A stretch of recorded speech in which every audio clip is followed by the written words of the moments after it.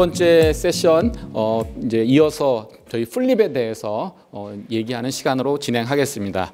그럼 김동환 변호사님이 나오셔서 플립에 대해서 잠깐 먼저 말씀해 주시겠습니다. 김동환 변호사님은 박수로 맞아주시기 바랍니다.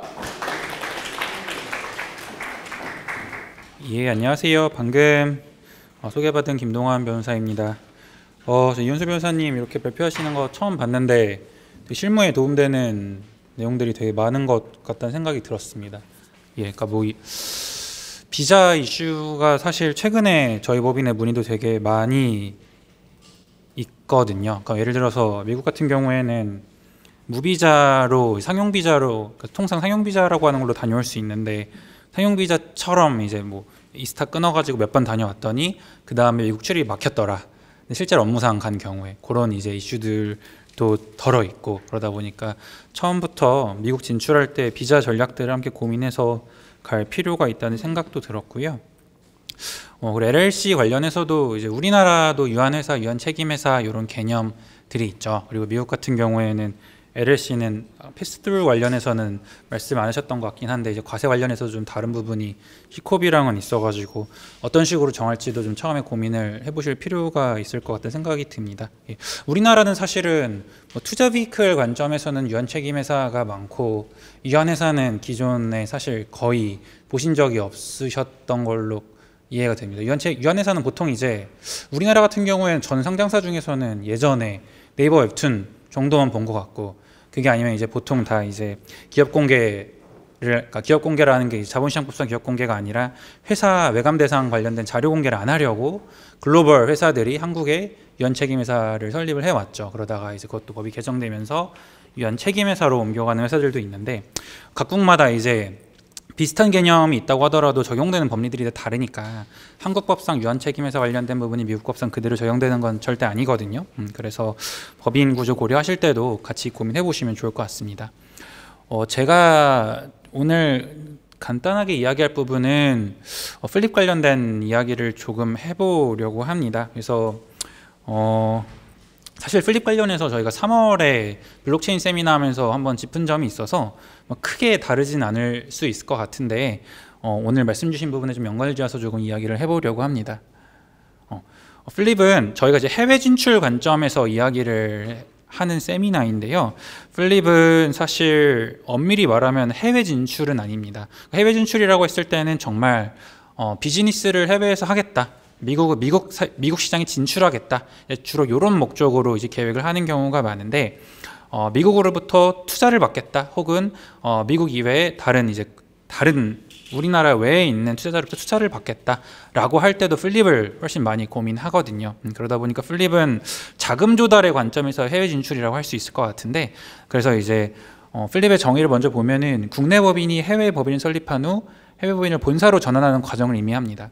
그래서 이제 기존에 이제 한국에서 진행하던 사업을 그대로 해외로 한다는 구조는 아니고, 사실은 뭐 한국에도 주주 구성들이 있을 텐데 이 구조를 한국 법인의 모회사로 미국 법인 혹은 해외 법인으로 올리고 한국 법인의 주주 구성을 이 해외 모회사의 주주 구성으로 만드는, 어떻게 보면 일련의 지배구조의 변경 절차를 소위 이제 플립이라고 합니다. 그래서 뭐 한국에서 미국으로 가면 우리나라에서는 플립이라고 하고, 뭐 미국에서 한국으로 오는 경우는 우리나라에서 역플립이라고 하고, 미국에서는 이게 플립이겠죠. 그래서 이런 식의 지배구조 변경 업무를 플립이라고 하고요.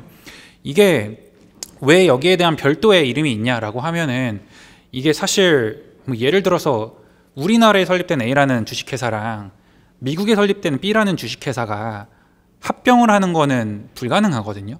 왜냐하면은 각 상법상 절차도 다르고 한국에 소재한 자산과 미국에 소재한 자산을 한쪽을 합친다는 게 사실은 거의 불가능에 가깝기 때문에 이 플립을 통한 지배구조 변경 과정도 사실은 어느 정도 복잡한 측면이 있습니다. 그래서 좀 기술자들, 그러니까 이제 변호사들이나 회계사들, 세무사들이 달라붙어서 업무를 진행해야 되는 부분이 있어서 하나의 어떤 업무 프로세스가 좀 확립이 됐기 때문에 플립이라는 이름이 붙여져서 계속 사용이 되고 있는 것 같습니다. 예, 그래서 이제 국내 법인이 현지 법인의 100% 자회사가 되는 경우가 많고요. 그리고 뭐 지배구조의 변경만 하는 게 아니라 사실 플립을 하면서 해외 진출까지 고민하는 경우에는 플립을 할 요인이 더 강해지겠죠. 뒤에서 간단하게 살펴볼 예정이지만 경우에 따라서 실질적인 사업 영위 주체의 변경이 수반되면은 우리는 한국 자회사를 두긴 하겠지만 미국 법인을 통해서 투자도 받고 사업도 할 거야. 이런 관점에서 조금 더 적극적으로 해외 진출 및 지분 구조의 변경을 고려해 볼 수 있겠습니다. 그리고 이게 뭐 텍스 이슈나 절차의 번거로움 이슈가 좀 있다 보니까 플립을 고려하는 스타트업의 이제 70% 정도가 사실 조금 더 써도 될 것 같은데 거의 한 80% 정도가 뭐 초기 단계인 경우가 많습니다. 다만 이제 최근에는 이제 사업들이 주로 이제 한국의 어떤 실질적 물리적인 어떤 자산을 가지고 사업을 하는 비즈니스도 있지만 어떻게 보면은 IP나 온라인을 통해서 서비스를 하는 사업들이 훨씬 많다 보니까 굳이 꼭 이거를 한국을 본거지로 해서 매출을 일으키고 사업을 해야 되나? 라는 관점의 고민들이 예전보다는 훨씬 커졌고 그러다 보니까 꼭 요 초기 단계가 아니라고 하더라도 플립을 진행하는 경우도 꽤 있습니다. 완전 다른 얘기긴 한데 이제 긱워커라 그래가지고 꼭 이제 개발자들을 한국에서만 채용하는 게 아니라 미국에서도 채용하고 태국에서도 채용하고 다른 캐나다에서도 채용하고 아예 제3국에서도 채용하고 이런 경우들이 있잖아요. 이제 그런 경우에는 사실은 이 법인의 지배 구조를 어떻게 설정할지도 사실 되게 고민이 필요한 부분이 있습니다. 예를 들어서 미국에서 근로자들, 컨트랙터들을 고용하는 법인은 미국에 두고 아예 그 외 국가들의 컨트랙터들을 채용하는 법인은 아예 오프쇼어, BVA 같은 데 두고 한국 법인, 한국 법인대로 두고 이런 식으로 운영하는 경우도 있어서 이게 플립이랑 같이 해외 사업 진출에 관련된 구조를 같이 고려할 필요는 있겠습니다. 요거는 뭐냐면은 플립이 최근에 약간 붐인데요. 그 이유는 아무래도 한국에서의 자금 조달이 여의치 않기 때문에 해외 자금 조달을 많이 고려하는 어떤 피투자사들이 많아졌기 때문으로 이해가 됩니다.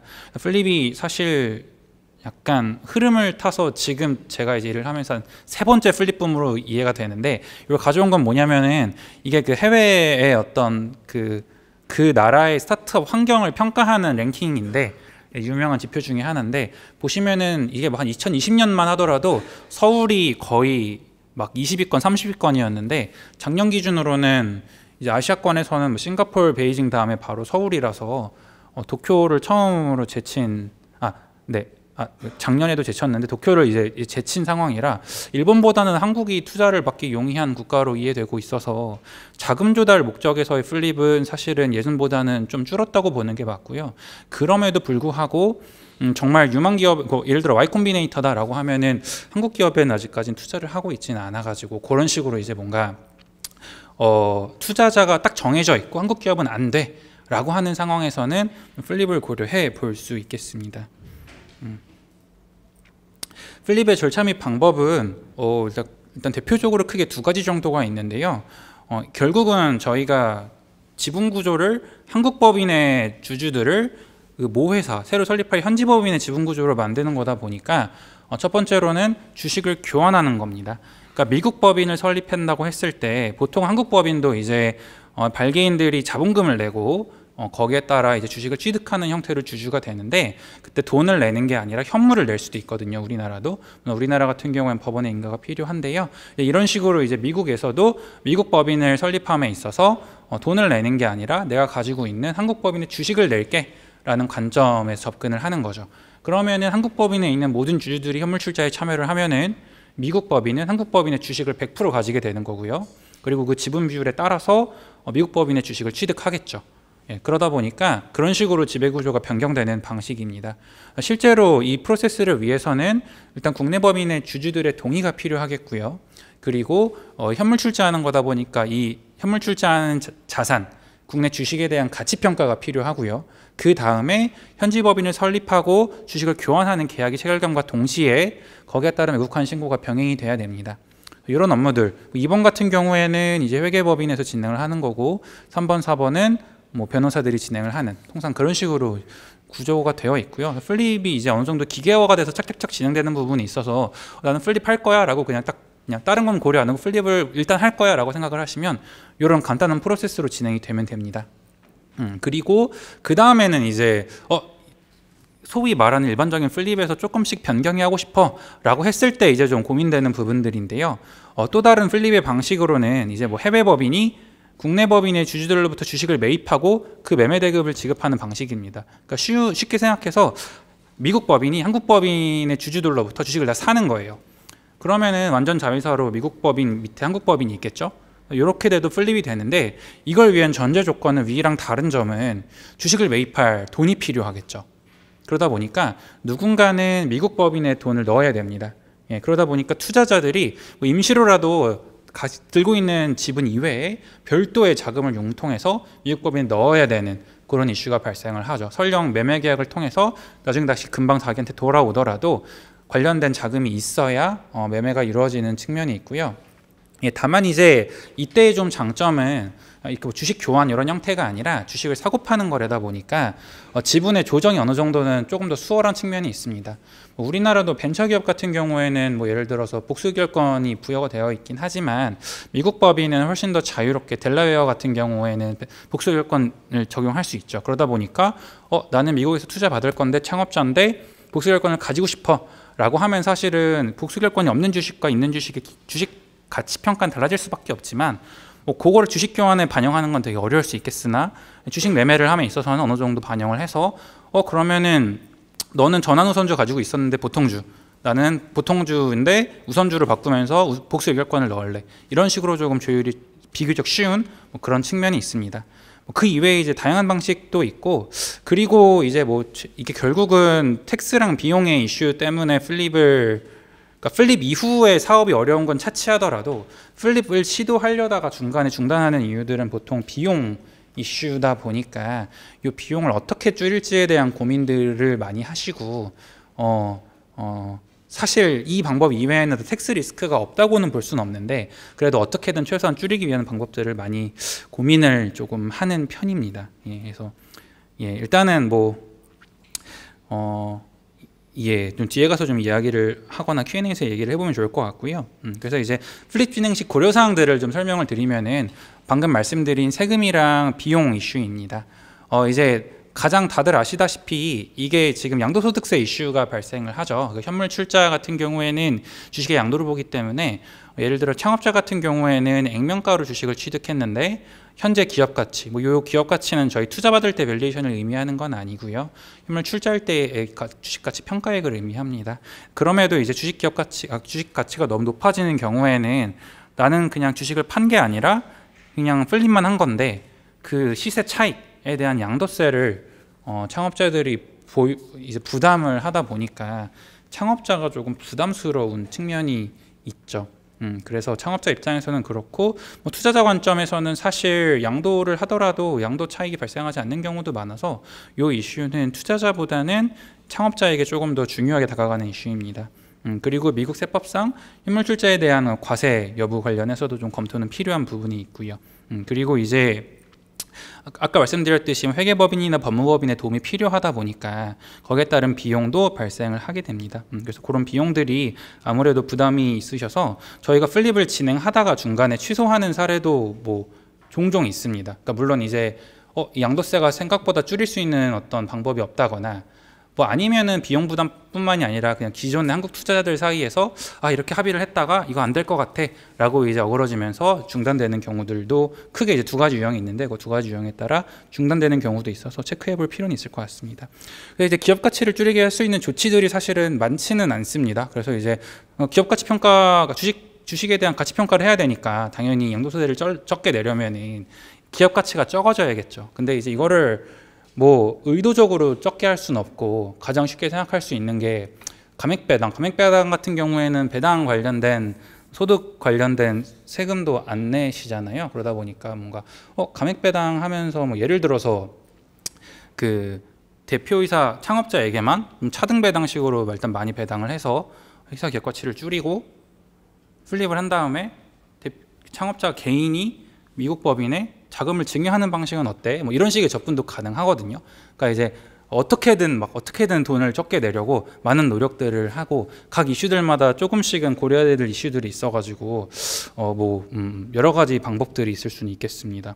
그래서 어쨌든 세금 이슈나 비용 부담 이슈들에 대한 이야기를 한번 해볼 수 있을 것 같고요. 두 번째는 IP 관련된 부분입니다. 이게 조금 애매한데요. 그러니까 이제 저희가 이제 단순 플립을 하면은 사실은 지배구조만 변경되는 거고, 그러니까 투자자 입장에서도 해외 법인 입장에서도 100% 자회사인 한국 법인이 모든 걸 이미 가지고 있으니까 모회사가 컨트롤할 수 있다는 거고, 자회사가 잘 나가는 거는 관련된 매출이나 기업 가치의 증가가 그대로 미국 법인의 주주들의 이해관계 상충 없이 전달이 되기 때문에 지식재산권의 이전을 요구하는 건 아닙니다. 다만 저희가 이제 해외 사업 진출을 하려고 하면은 우리의 핵심 가치가 IP인데? 라고 하면 이거를 미국으로 옮겨서 사업을 진행해야 되나? 혹은 계속 한국 법인을 통해서 사업을 하더라도 IP만 미국으로 옮겨서 한국 법인 라이센스료를 미국에게 계속 주는 방식으로 미국에 돈을 쌓아놔야 되나?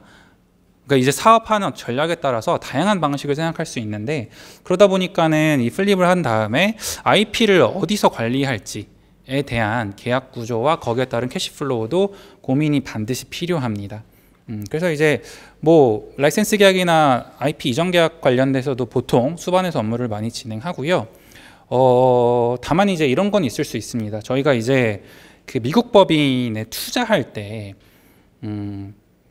보통 보는 게, 규제적인 관점에서 보는 게 이제 예를 들어서 미국에 지점이 있는 은행사의 어떤 계열사에 투자한다라고 하면 볼커룰이 이제 먼저 떠오르시겠지만, 그게 아니라 그냥 아무런 금융 관련된 규제 이슈가 없이 미국에 투자한다라고 하면은 시피우스가 떠오르시죠. 그러니까 이제 시피우스 관련해서도 예전에는 이제 최대 주주, 그러니까 일정 부분 이상 투자하는 경우에만 규제의 적용을 받게 했는데, 법 개정된 지는 좀 돼가지고 이제는 소액 투자를, 그러니까 지분을 소액 들어가더라도 내가 이 미국 기업의 어떤 관리 규정해 놓은, 우리나라 따지면 핵심 기술 같은 해당하는 기술에 접근할 수 있거나 혹은 그 회사의 경영에 관여할 수 있거나 이런 경우에는 신고를 하도록 되어 있거든요. 그러다 보니까 저희가 한국 투자자들이 잔뜩 있고 미국으로 플립을 하는데 미국으로 아예 그냥 사업 진출까지 해서 미국으로 모든 IP를 넣어 놓을 거야 라는 관점에서 보면은 이 IP가 미국 그 CFIUS에서 적용되는 어떤 분야에 해당하나? 를 보셔야 돼요. 왜냐하면 미국 법인을 설립하고 IP가 미국으로 넘어가는 순간 미국 입장에서는 우리 미국 기업이 가지고 있는 IP, 이게 되다 보니까 투자 관련된 규정들이 그대로 적용되고, 그러면 한국 투자자 입장에서는 되게 피곤해지거든요.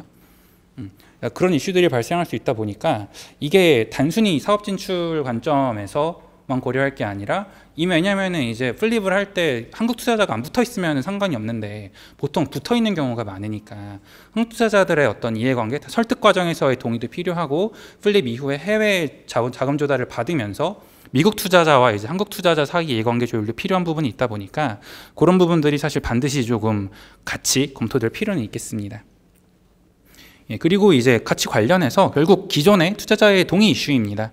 그래서 이게 포괄적 이전이라는 상법상 개념이 있는데 이제 상법의 적용을 받는 건 아니라서 통상 주주 전원의 동의를 받고 교환을 하는 방식으로 진행을 하고 있고요. 근데 이제 사실 플립을 통해서 우리나라에서 성공한 사례들이 많지 않다 보니까 이 각 VC들마다도 조금 생각이 다르실 수 있고, 플립이 정말 괜찮은지, 플립으로 성공 가능성이 있는지의 관점에서 조금 고민이 필요한 부분이 있습니다. 물론 최근에는 이제 해외 투자자가 플립을 해주면 투자를 하겠다라고 하면은 워낙 국내에서는 좀 빙하기다 보니까 많이 동의를 해주시는 어떤 형태이기는 한데, 실제로 이렇게 좀 플립 관련해서 부정적으로 생각을 가지고 있는 투자자들도 많다 보니까 여기에 대한 설득은 반드시 필요하고요.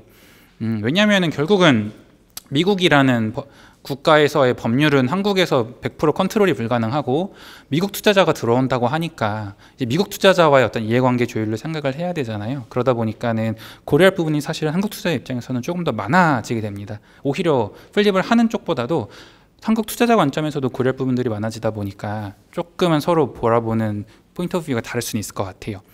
예를 들어서 이제 우리나라 같은 경우에는 보통 이제 표준계약서라 그래가지고 신주인수계약서에다가 이제 주주간 계약서를 체결하는 경우도 있고, 신주인수계약서 하나만 체결하면서 회사와 이해관계인과 그 투자사 사이에 권리 관계를 넣는 경우도 있는데요. 미국 같은 경우에는 사실은 이런 식으로 되게 좀 서류들이 복잡하게 되어 있고, 그러니까 이제 이 말은 미국 VC가 들어온다라고 하면은 뭐 그냥 기본적인 SPA 쓰고 그 다음에 뭐 그냥 주주관 계약처럼 되어 있는 IRA라고 쓰고 그 다음에 voting agreement도 쓰고, 정관 같은 경우에는 이제 우리나라도 그렇긴 하지만 미국은 훨씬 더 주식 관련된 내용들이 다채롭게 들어가 있어가지고 정관도 이제 주요 이제 서류를 보통 많이 판단을 하죠. 우리나라는 그냥 정관에서는 우선주에 관련해서는 러프하게만 적혀져 있는 경우가 많은데 미국은 그렇진 않고 대부분의 국가가 이제 주식에 관련된 스페시픽한 내용들이 정관에 들어가 있는데 우리나라는 좀 예외인 것 같기는 합니다. 무튼 그러다 보니까 우리나라 투자자 입장에서는 저 서류들을 다 알아야 되거든요. 왜냐하면은 Investors Right Agreement 체결하면서 미국 투자자만 들어갈 거 아니잖아요. 한국 투자자도 들어가야 되거든요. 한국 투자자 입장에서는 난 이 서류 원래 볼 필요 없는데 봐야 되는 거예요. 그러다 보니까는 계속 컴플라이언스 관점에서 체크할 부분들이 많아지다 보니까 이 부분을 설득하는 부분들이 조금 필립하려는 입장에서는 어려울 수 있겠습니다. 예, 그리고 그 다음 이슈인데요. 요거는 이제 뭐 해외 진출이랑도 관련되어 있는 부분인데 임직원들의 근로 및 보상에 관한 이슈가 있을 수 있겠습니다. 그러니까 이제 뭐 인센티브나 스톡을 줄 때 기존에 한국 법인 스톡을 줬는데 미국 법인 스톡을 받을 수도 있거든요. 미국 법인에 재직하지 않는다 하더라도 한국 법인의 그 임직원이면. 그래서 뭘 어떻게 주지? 이런 거에 대한 고려도 같이 조금 고민해 보실 수 있을 것 같고요.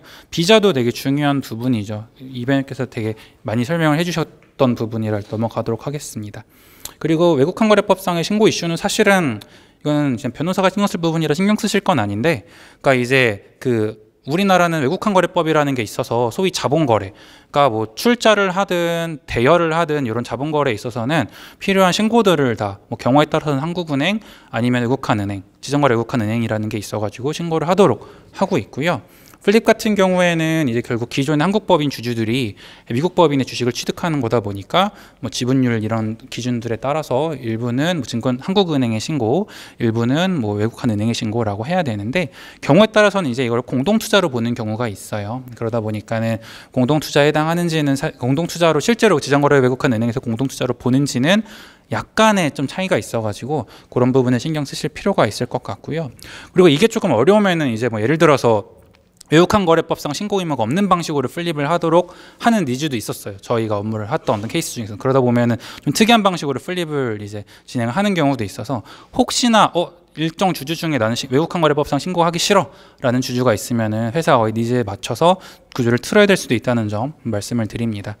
그리고 이제 사실 이거는 사업 해외 진출 관련된 이슈들인데 기존의 한국 법인에 하던 영업을 해외 법인에서 진행하려고 하다 보면은 한국 법인에서 체결했던 계약들을 그대로 뭐 승계해 가거나 미국 법인으로 돌려야 되다 보니까 그게 동의가 가능할지 동의 없이도 가능할지 거기에 따른 계약 위반을 구성하지 않는지도 사실 살펴볼 필요가 있고요.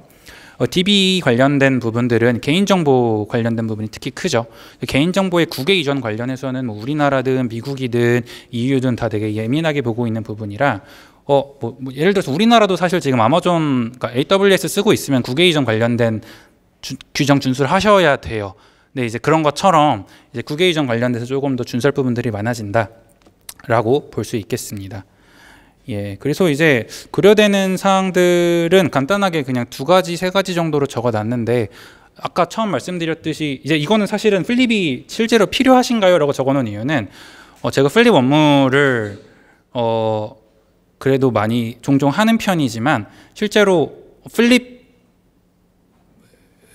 꼭 해야 된다고 오시는 분들도 계시고 플립을 하면 좋을 것 같은데 그냥 할게요 라고 하시는 분도 계셔서 전자 같은 경우에는 저희가 그냥 확실히 명확하시구나 라고 도와드리면 되는데 후자 같은 경우에는 플립을 하셨다가 혹시 원하는 결과를 발생하지 못하시면은 왜냐하면은 결국은 컴플라이언스를 한국이랑 미국 혹은 그 외 국가를 두 개를 더블로 체크해야 되는 어떤 부담이 발생하다 보니까 한번 확인을 꼭 하거든요. 그래서 그런 차원에서 이해해 주시면 좋을 것 같습니다. 첫 번째는 자금 조달 목적인 거고요.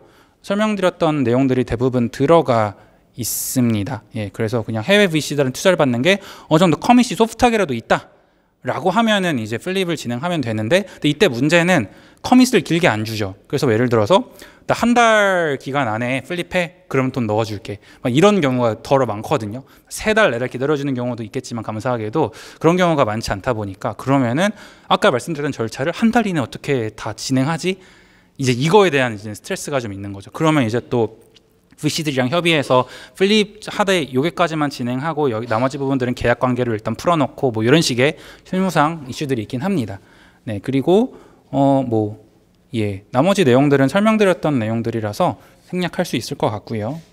그리고 이제 글로벌 비즈니스 전환 관련된 부분인데, 요거는 이 앞 세션에서 이윤수 변호사님께서 말씀 주셨듯이 현지 법인을 만들 때 플립을 보통 하진 않아요. 그래서 이제 현지 지사 가끔씩 지점을 설치하기도 하는데 회계관리상의 이슈 이런 것 때문에, 근데 이제 지사를 먼저 설립을 하거나 그게 좀 잘 되면 지사들을 만들고 지주회사 형태로 변경을 하는 그런 식의 이제 사업구 지배구조를 하는 게 사실은 일반적이죠. 그러다 보니까 플립이 사실 확장이 아니라 전환의 개념이다 보니까 이 플립을 글로벌 비즈니스 전환 관점에서 고려를 하게 되면은 앞에 있는 자금 조달과 이제 맞물려서 진행을 할 필요가 있고, 보통 이제 해외 진출 목적으로 플립을 고려하시는 분들은 좀 설득을 하거나 관련해서 좀 말씀을 나눠보면은 그러면 당장 플립이 필요 없겠네요 라고 하면서 그냥 미국 법인의 어떤 그냥 한국 법인이 모회사가 되는 형태로 진행을 하시는 경우도 덜어 있습니다. 그리고 나머지는 한국에서의 텍스 이슈인데요. 이게 뭐 어느 법인이 모회사 자회사든 해외 법인과 한국 법인 사이에서는 이제 국제조세조정법상 국외 특수관계인이라는 게 돼가지고 또 매년 리포트 하실 게 있습니다. 리포트 하실 게 있고, 아까 대여계약 같은 경우도 사실 국외 특수인 간의 이제 거래계약은 소위 이전가격 TP 이슈가 있다 보니까 그게 이자율을 0%를 하면은 또 우리나라에서 정상가격 관련해서 문제를 삼아서 원칙적으로는 인정이자율인 이제 4.6%를 해야지 맞는 거죠. 근데 그런 이슈들이 있다 보니까 그냥 특수관계인, 우리나라 같은 경우는 그냥 무이자, 그냥 물론 이제 상징세법상 무시가 있을 수는 있겠지만 어쨌든 간에 그냥 대여하면서 이자율 없이 하고 이렇게 그냥 처리를 많이 하시는데, 미국 법인이랑 거래를 할 때는 금액이 좀 커지면 이런 부분은 좀 유의하실 필요가 있습니다. 왜냐? 이런 부분들 다 신고 대상이니까요. 이게 자본거래다 보니까는 다 신고를 해야 되고 그 데이터들은 다 국세청으로 넘어가서 나중에 문제가 될 수 있습니다. 예. 그런 부분들이 있고, 그리고 이제 현지 법인에서 이제 미국 법인에서 사업을 하더라도 우리나라에서 과세가 될 수 있어서 그 부분도 유의하실 필요가 있겠습니다. 이게 국내 사업장 이슈도, 고정 사업장 이슈도 있겠지만 그 실질적 관리 장소 이슈도 있어가지고, 예를 들어서 해외 사람이 조금 가 있다고 하더라도 해외 법인의 주요 임원들이 다 한국에서 실제로 일을 하고 그 의사결정이 한국에서 이루어지면은 한국 과세당국에서는 미국 법인의 실질적 관리 장소를 한국으로 봐서 거기서 이루어지는 영업행위에 따른 법인세법상 과세를 한국에서 때려버리거든요. 그런 이슈들이 있다 보니까 이런 텍스 이슈 때문에 델라웨어면 이런 세금이 없지 않아요? 라고 해서 갔는데 한국에서 세금을 맞으시는 경우도 있어가지고 실질적 관리 장소 관련된 이슈를 좀 회피하기 위해서 노력하실 필요도 있습니다. 그렇지 않으면 사실은 텍스 이슈 관련해서는 나중에 면피가 안 되실 수 있어요. 일단 여기까지 말씀을 드리겠습니다. 예, 그러면 저희 이제 이 변호사님께서 조금 슬라이드 있으면 마무리해서 조금 더 말씀을 해주시고, 해주시고 저희 Q&A 방식으로 마무리하도록 하겠습니다. 네.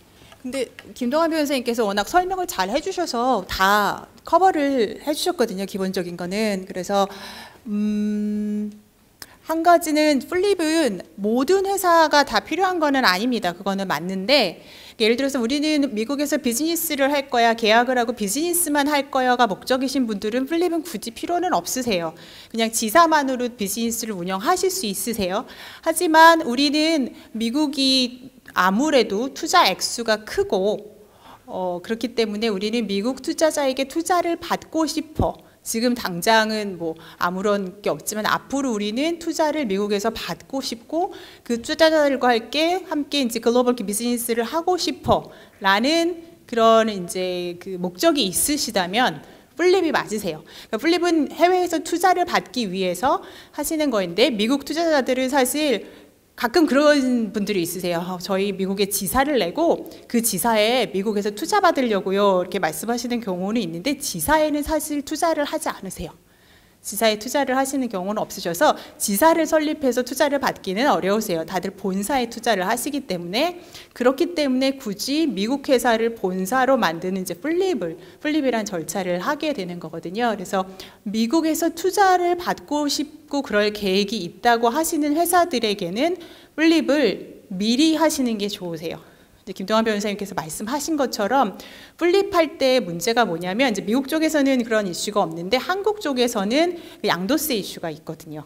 그러니까 주식을 여러분들이 코파운더가 맨 처음에 주식을 사셨을 때 가격하고 그다음에 지금 플립을 할 때 회사의 주식 가치에 대한 차액에 대한 세금을 한국 국세청에 이제 내야 되기 때문에 회사의 가치는 아무래도 맨 처음은 설립하고 나서 바로는 사실 가치가 낮다가 일반적으로 시간이 가면서 이제 올라가게 되잖아요.